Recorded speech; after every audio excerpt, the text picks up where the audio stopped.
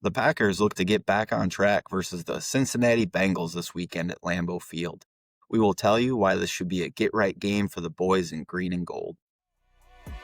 Yeah, I've been wanting this shit forever. I've been in the field with whatever they throw at me. Brush it off, pick myself up, moving on to the better. Okay. Hey. Yeah, ain't no errors, baby. It's a new era. I wake up early feeling rich like I'm cash. Welcome back, everybody. Another episode of Sounds Gouda. My name is Jordan Olson, and I am your host of today's episode. No Rob Ralph today. He's out dealing with some family matters. So, as always, thanks for being here and listening to our podcast. We want to thank any new and returning listeners. We are excited to be talking Packers football with you all.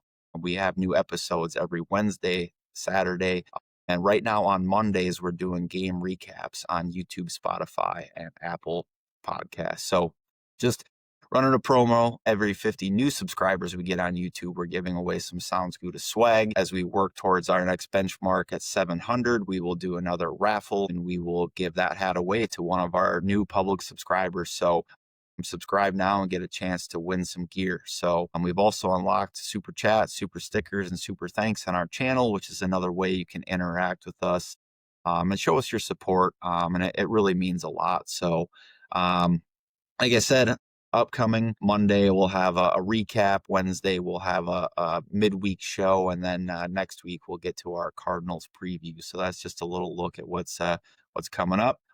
Also want to let you know for any regulars, just an update on my status. My wife and I are really excited. We're expecting our second kid here in a couple weeks. With that, I might be taking a break from the show for a couple episodes. So Rob will work hard to keep things regular. And then I'll be back and I will continue to be excited to talk Packers football. So yeah, if you don't see me for a little while, it's because I'm out celebrating the birth of my new child with my wife and my family. So just some other sidebars. Obviously, the Brewers have been doing great. Recently, as I record this, the Brewers lost a tough one last night at Wrigley Field. So they're still up in that series 2-1. Hoping by the time you all listen to this series, they've closed that out versus the Cubs. It would be really great to beat that division rival and Craig Counsell and kind of take care of business down there in Wrigley. But, we had our predictions. Rob and I still predicted that the Brewers would win this series in 5. Still think that might be the outcome.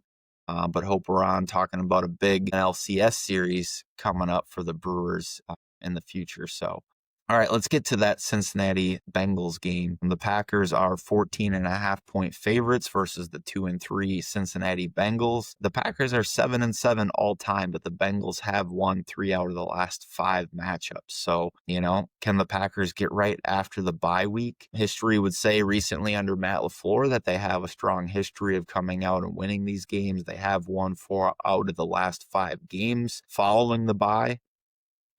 This team should have a bad taste in their mouth from the last 2 games, obviously going, 1 loss and 1 tie, which I've been on here before. That tie to the Dallas Cowboys pretty much feels like a loss. So you're kind of reeling from your last 2 performances and really hope that you can get right versus the Cincinnati Bengals this weekend. How will they handle being heavy favorites? I always get a little dicey about that when the Packers are in this position. They were 7.5-point favorites against the Browns, I think. And here we are 14.5-point favorites against a Bengals team who has been really having a hard time of putting things together. So hopefully they're mentally in the right place. They've prepared well. They've gotten healthy. And they can come out and have a great performance that they can feel good about going into a key stretch against the Bengals, Cardinals, Steelers, and Panthers, where if the Packers play well, they're the only ones that can beat themselves during this stretch. They should go 4-0 if they can stay healthy, and we hope to see that. So big news for this game is that the Packers will face Joe Flacco again this Sunday. And kind of a weird and unprecedented move. The Cincinnati Bengals go out, trade their divisional rival for Joe Flacco, and seemingly without him even being in the building, having a practice, they've already announced him as their starting quarterback. So they trade a 6th-round pick and Joe Flacco in exchange for the 5th. So, obviously the Bengals feel some sense of urgency to go out and make a change. Jake Browning, had a stretch a couple years ago where he wasn't bad. He obviously seemed like a pretty serviceable option. Came out, gave the Jacksonville Jaguars their only loss of this season, which, is kind of a surprising start for that team, but they're playing well so far, the Jaguars. But clearly the Bengals, and that organization has seen enough from Jake Browning to go out and make a move and be so definitive that without even having him in the building, that Joe Flacco is going to get this start. I guess it's a little bit of a revenge game for the Green Bay Packers this week. I certainly don't think that Joe Flacco was the one who was responsible for the Browns beating the Packers a few weeks ago, but we're going to see that. For me, another key to this game is who will play on the offensive line. The Packers offensive line, can we establish the run earlier? And will we give Love time to throw? It's been pretty well noted that when Love is not pressured, he's arguably been the best quarterback in the game this year. He's very accurate, and he can really probably dice up this Bengals secondary. We're going to take a look at the PFF grades and kind of the depth charts on both sides of the ball here shortly. But I think it's going to show that the Packers can take advantage of the corners. There's a little better play at safety, but it's going to be something that, with time, Jordan Love can definitely take advantage of. Couple other things to note. There's going to be a couple players that could potentially return from injury that could be pivotal in this game. Christian Watson has been activated, and so has Jacob Monk. They both practiced in a limited capacity earlier this week after being designated for return. So we'll see if they are active on game day. I don't know how much Christian Watson will be thrown right into the fire. I'd imagine that he'd get a pretty light workload, but Matt LaFleur really likes Christian Watson too. I mean, he could be thrust in and take a lot of those snaps from either Dontavian Wicks or Matthew Golden.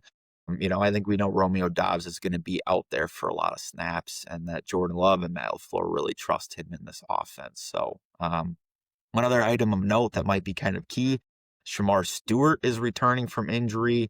I think he's missed the last 3 games. I think he got hurt in that Jacksonville game, and we haven't seen much out of that rookie. Obviously, he missed a sizable amount of camp, but the Bengals really are looking for some pressure opposite of Trey Hendrickson, which is having an outstanding season so far, to help get that defense going. And we're going to talk more about that defense and then some of their struggles in a minute here. But you kind of compare these two quarterbacks.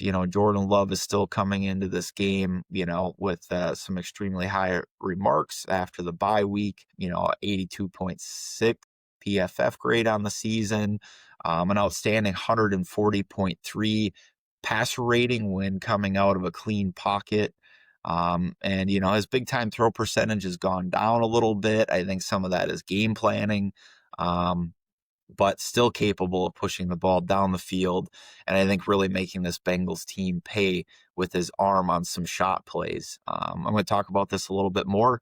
I kind of expect the Packers to really lean heavy into trying to continue to get Josh Jacobs going after the progress they had in Dallas. This is a good matchup and a good team for them to do that with. But I do expect them to take a few more shots down the field, especially if Christian Watson can return. So kind of on the flip, Joe Flacco's been one of the worst in the game, despite his ability to beat the Packers earlier in the season. He's coming into this game with a 60.2 PFF rating. Of course, those statistics were accumulated with the Cleveland Browns. Even when he has a clean pocket, he only has a rating of 78.5. So put some pressure on him, and that goes down the tubes even more. So lots of opportunities for this Packers pass rush to make Joe Flacco uncomfortable in a situation that should be uncomfortable for him already, having limited practice time, limited chemistry time with these players, knowledge of the playbook,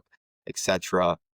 Big advantage for the Green Bay Packers in this game. So just kind of looking at some of the team ranks and where do I see an advantage? The Bengals are not good. According to PFF, they're 32nd ranked unit on offense and the 28th ranked unit on defense. Some of the things that will show that they are 32nd in the league against the rush. They are 4th in the league against the rush on defense, 29th in the league giving up 259 yards per game in the passing game. On offense, that 57 yards I mentioned, they've only been able to generate an average of 57 yards on the ground, where the Packers come in the second ranked unit, only giving up 77 yards on the ground. So I think that is a key piece this week, is that the Packers can establish the ground game and kind of, make Josh Jacobs a focal point of this offense. A couple other things that I'm looking for before we get into the matchups. The Bengals, obviously there's a lot of conversation with them this offseason about T. Higgins. They got a contract extension there. Trey Hendrickson. So, they spent a sizable amount of their offseason dealing with some drama, trying to just take care of player personnel that really should have never been in that position. I understand the T. Higgins of it all. It is extremely hard to try to wrap up, $40 million, high $30 million plus in two offensive weapons. And then you throw Joe Burrow in there. I didn't look it up, but I mean, I think that's well more than half of their salary cap wrapped up into three offensive players. So, they really are trusting Trey Hendrickson to be the star of that defense. And as we're going to see, they don't have a lot else. They're trusting guys like Shamar Stewart and Demetrius Knight Jr., 2 first and second round picks, to come in and develop and make an impact on defense. That quite hasn't happened yet. So, a couple moves they made. They signed TJ Slayton. He's actually been okay for them this season, but he certainly hasn't been an outstanding addition. And you're going to see another familiar face in Oren Burks out there, and potentially some Lucas Patrick as well. So a couple former Packers maybe looking to make an impact in this game. So let's flip over to the other side of the ball. Bear with me here as I share my screen, and let's talk a little bit about the matchups for this game. So, all right. Right now we're previewing the Packers offense versus the Bengals defense. You can see here, and I'm going to zoom out a little bit so we can get a little better picture.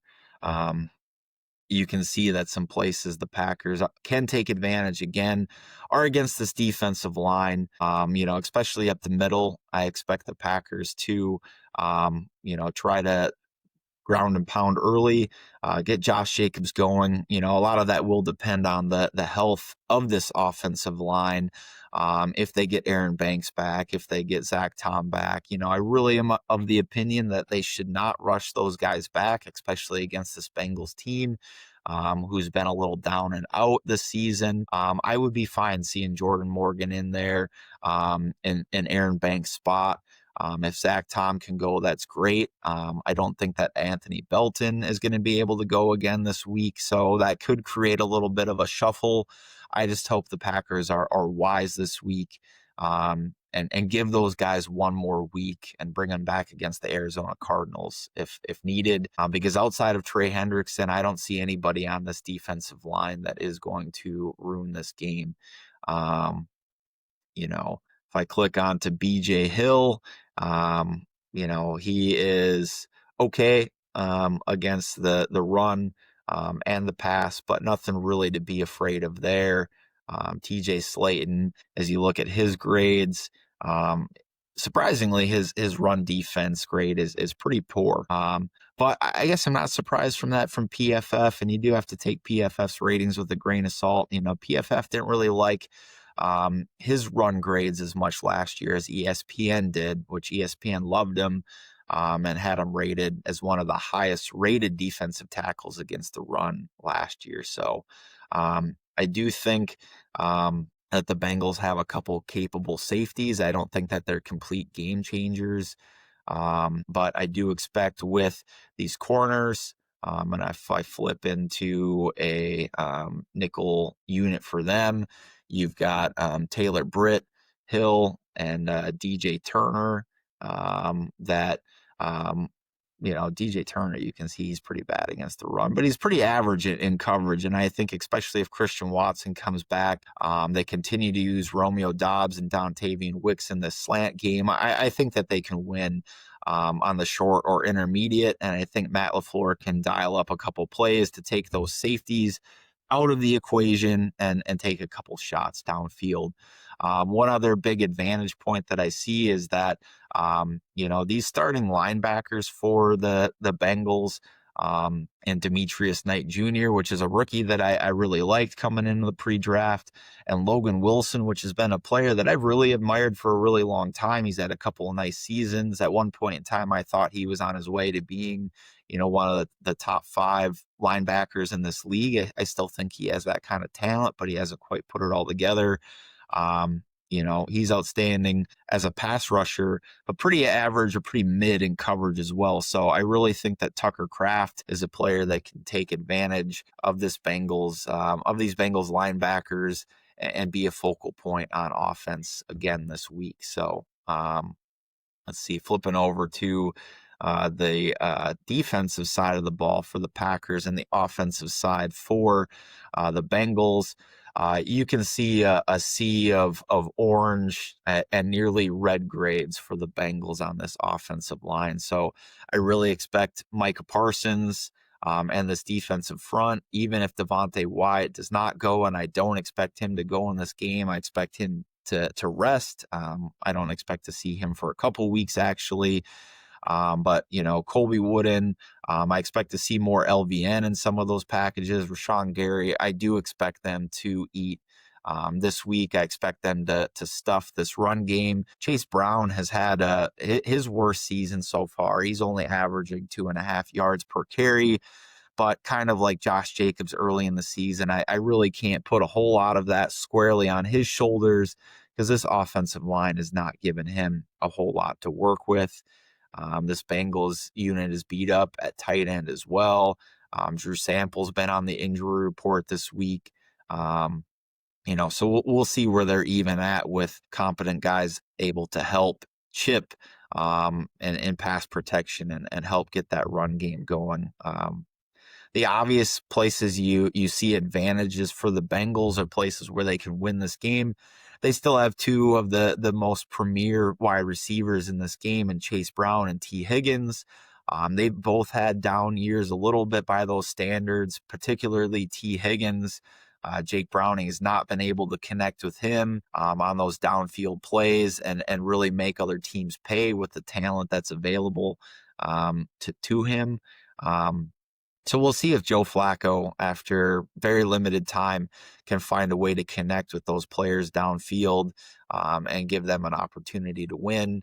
We'll see if Nate Hobbs is able to go. I know that he's been dealing with a concussion.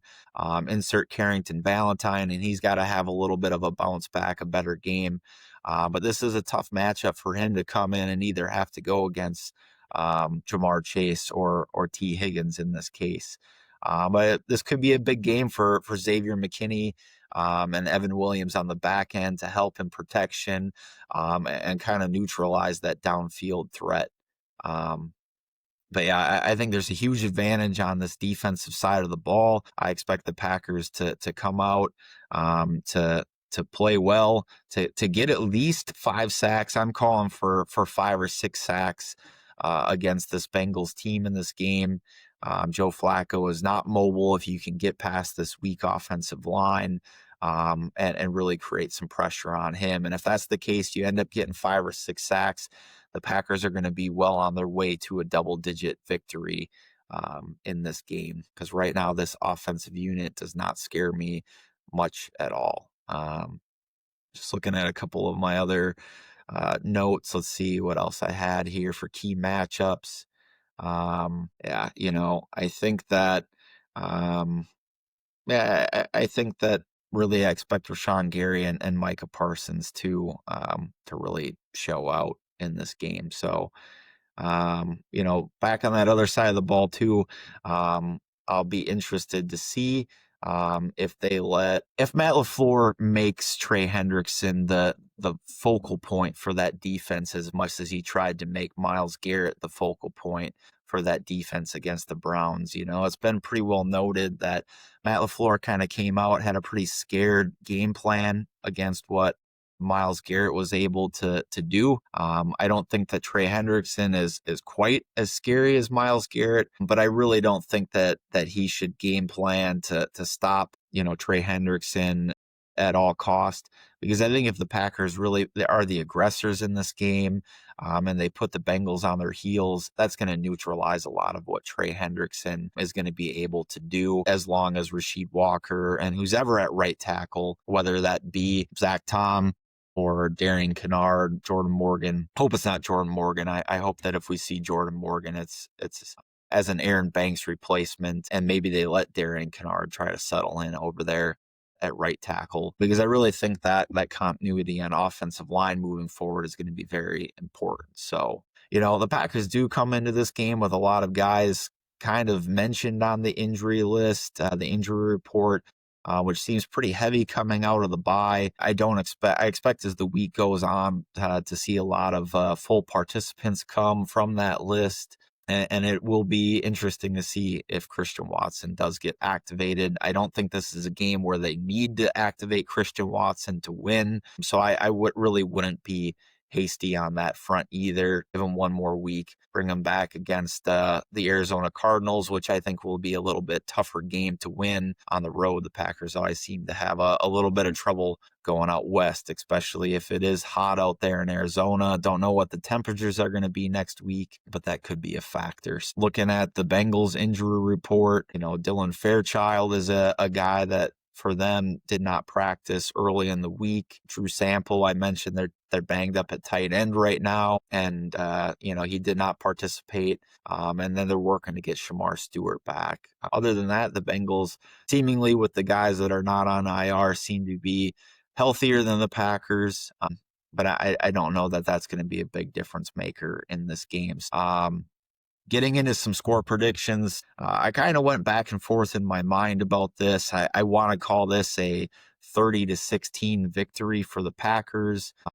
I do think that with this offense of the Cincinnati Bengals and the limited time that Joe Flacco is in the building, I do have a hard time seeing them generating more than 17 points. The Bengals do have an outstanding place kicker in Evan McPherson. I expect them to score a few field goals, which is how we get to the 16 points, but I don't expect them to put together more than one or two drives where they really generate a lot of offense. Unfortunately, probably giving the Bengals, good field position on the Packers side of the ball leads to at least a touchdown for the Bengals, if that's going to be the case. But if the Packers can play a clean game, if they can limit the turnovers or have no turnovers, I expect this defensive unit to really shut down the Bengals offense. Part of me wants to say, the Packers have struggled coming out of the bye a little bit offensively, even though, they should have plenty of scripted stuff. They should have had plenty of time to work on it. I actually think a few of the last games coming out of the bye, the Packers have only won by 1 or 2 points. So that gives me a little cause to say, maybe they don't get quite fully going and it's more like a 27-16 game. The Packers maybe don't cover the spread, which is 14.5, and still win by a double-digit margin. But I think that's kind of what I'm leaning into, 27-16 for the Packers. Part of that prediction with maybe a few less points is that I do think the Packers are going to try to ground and pound. Matt LaFleur really wants to establish that. And maybe after they get out to an early lead, kind of like a lead, hopefully in the first half, that they really try to slow down and assert their dominance on the ground. So that's what I got for you this week, folks. Hopefully the Packers can come out, get right tomorrow against the Cincinnati Bengals. Rob and I do have more great content every Wednesday and Saturday, and right now on Mondays. I'm on YouTube, Spotify, and Apple Podcasts, so make sure to check that out. Make sure to share that with your family and friends. If you're watching on YouTube, make sure to hit that subscribe button. But as always, you can connect with us on X. Rob's at Sounds Gouda with 3 A's, and I'm at Olson Jord. But until next time, Packers Nation, have a Gouda morning, a Gouda afternoon, and a Gouda night. Go Pack, go. Been wanting this shit forever. I've been in the field with whatever they throw at me. Brush it off, pick myself up.